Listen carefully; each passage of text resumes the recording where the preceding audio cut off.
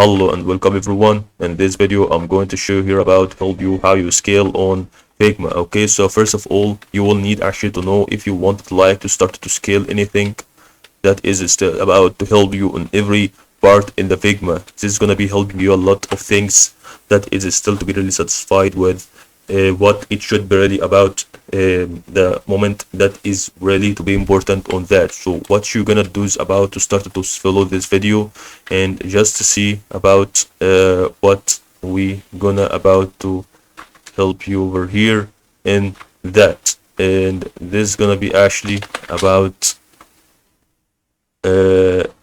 so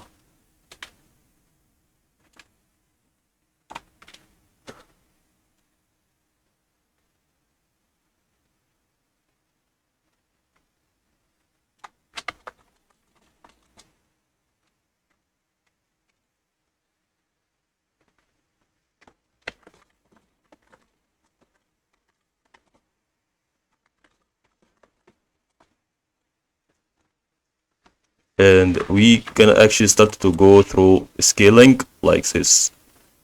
Okay, so that what it's gonna be on. Sorry for having a moment of AFK, and that's all about to help you guys through this video.